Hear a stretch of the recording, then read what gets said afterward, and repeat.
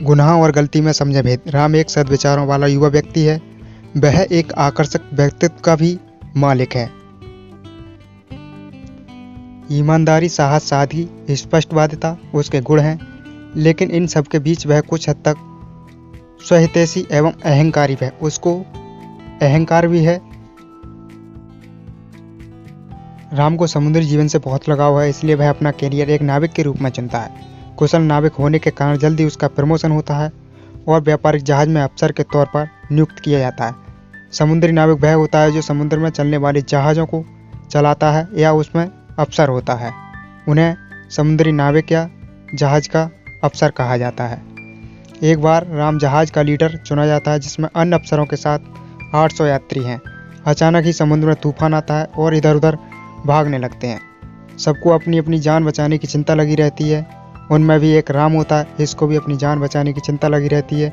समुद्र में तूफान उसे कहते हैं, जल के ज़्यादा ऊपर उठने को तूफान कहते हैं। और सभी अफसर बिना यात्रियों की परवाह किए जहाज छोड़कर भाग जाते हैं। इनमें राम भी शामिल होता है। वह एक लीडर होने के बावजूद इन विकट परिस्थितियों में अपने यात्रियों को मुंह के मुंह में छोड़कर भाग निकलता है। इतना ज़्यादा भयंकर तूफान आता है समुद्र में कि सबको अपनी अपनी जान बचानी भारी पड़ती है। राम और सभी अफसर बचकर निकल जाते हैं, लेकिन अब राम को आत्मग्लानि सताने लगती है। उसे बार बार यात्रियों का ख्याल आता है। आत्मग्लानि उसे कहते हैं, उसकी आत्मा हर बार कह रही है कि उसने कहाँ उन यात्रियों को छोड़ दिया। अपनी खुदगर्जी पर गुस्सा आता है, पर कुछ देर बाद उसे पता चलता है कि एक अन्य जहाज के लीडर और उसकी टीम ने सभी यात्रियों को बचा लिया है। सभी यात्री सुरक्षित हैं और अपने अपने ठिकाने पर पहुंच गए हैं। राम ने संकट के समय अपने कर्तव्य को त्याग दिया था। उसे हर वक्त इस बात का अफसोस रहता था। वो खुद को कोसता और पूछता, ये काम कैसे कर दिया। वो अपने आप को स्वयं गाली देता था। उस वक्त स्वहित की पट्टी कैसी उसकी आंखों पर बंध गई और वह अपने कर्तव्य से विमुख हो गया और कठिन समय में सही निर्णय नहीं ले पाया। उसने जहाज के कप्तान होने का फर्ज नहीं निभाया। अब वह बहुत ही शर्मिंदा है। वह अपने आप को बहुत ही शर्मिंदा मानता है। हर वक्त वह इसी बात को सोचता रहता है कि मैंने बहुत गलत किया।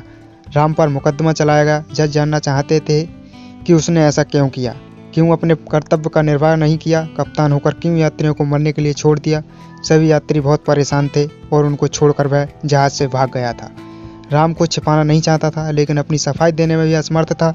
इस तरह वह मुकदमा हार जाता है और उसका लाइसेंस भी रद्द किया जाता है। लाइसेंस वह होता है जो जहाज पर नौकरी करता है, उसको नाविक बनने के तौर पर एक लाइसेंस दिया जाता है। इसी दौरान राम की मुलाकात विजय से होती है। विजय एक रिटायर्ड जहाज कैप्टन है।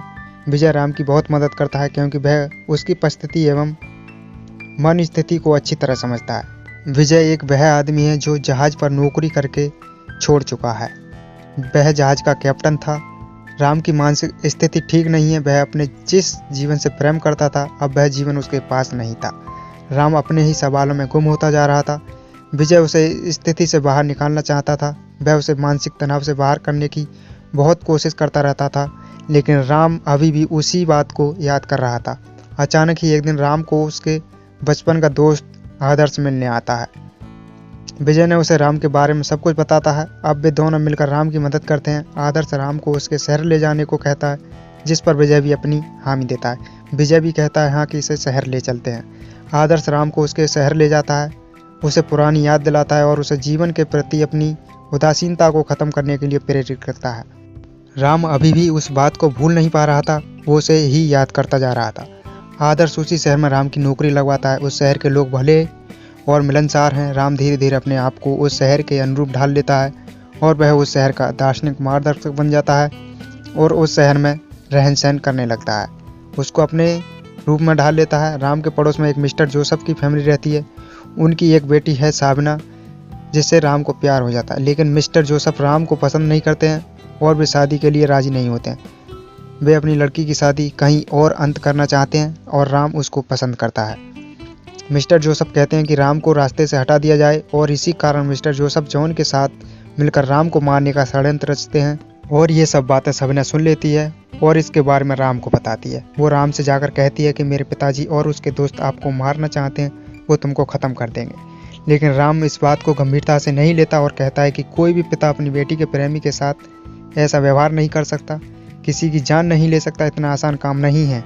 वो कह रहा था कि किसी की जान लेना इतना आसान नहीं है, मैं नहीं मर सकता। सबीना उसे बहुत समझाती है पर वो एक नहीं सुनता। सबीना बहुत बेचैन हो जाती है और ये सभी बातें राम के दोस्त आदर्श को बताती हैं और वो कहती है कि आदर्श आप राम को समझाइए, नहीं तो बहुत ही गलत हो जाएगा। आदर्श राम की जान बचाने के लिए जॉन को रोकने का प्रयास करता है। इस दौरान राम और आदर्श जॉन के बीच हाथापाई हो जाती है और इस हाथापाई में राम के हाथों आदर्श की हत्या हो जाती है और ये देख जॉन वहाँ से भाग जाता है और इस प्रकार राम के हाथों ही उसके दोस्त की हत्या हो जाती है। राम के हाथों बहुत बड़ा गुनाह हो जाता है, वह पागलों जैसा हो जाता है और खुद को संभाल नहीं पाता। तभी उसे उसकी प्रेम का सबीना समझाती है इस सब में उसकी कोई गलती नहीं है, ये सब अनजाने में हुआ है। पर वो एक नहीं सुनता, वो किसी की नहीं सुनता है और उसी बात के गम में डूबा हुआ है। राम के हाथों ये और एक घटना हो जाती है। राम को जहाज वाली घटना याद आती है। उस वक्त वह परिस्थिति से भागा था और इस वक्त वो ये नहीं करना चाहता था, इसलिए राम अपनी गलती का प्रायश्चित करने के लिए आदर्श के घर जाता है। आदर्श के माँ बाप से मिलता है। वहाँ की स्थिति बहुत गंभीर है, पालन पोषण करने वाला कोई नहीं है और उन्हें अब तक ये नहीं पता कि उनका बेटा मर गया है। राम मेहनत करके परिवार का पालन पोषण करता है और आदर्श की बहनों की शादी करता है। आदर्श के अलावा उसके घर में और कोई नहीं था उनके घर वालों का पालन पोषण एवं देखभाल करने के लिए, लेकिन उसके मन पर भार है और वह एक दिन आदर्श के पिता को सब कुछ सच बता देता है। आदर्श के पिता गुस्से में आकर राम को मार देते हैं। राम पर सच कबूल करना भारी पड़ जाता है और उस परिवार का एकमात्र सहारा भी छूट जाता है। राम उनकी सहायता करने के लिए आया था, लेकिन अब उनके पिताजी ने उनको भी मार दिया। कभी कभी परिस्थिति बस हुई घटनाओं में खुद को भागी ना समझें। हर परिस्थिति समान नहीं होती। अगर राम सच न बताता तो खुद की भी जिंदगी रहती और वह जिंदा रहता और आदर्श के परिवार का सहारा बनता और शायद यही उसके जीवन का सबसे बड़ा प्रायश्चित होता। अगर दोस्तों आपको ये कहानी पसंद आई है तो प्लीज़ वीडियो को लाइक करें और चैनल को भी सब्सक्राइब करें। धन्यवाद।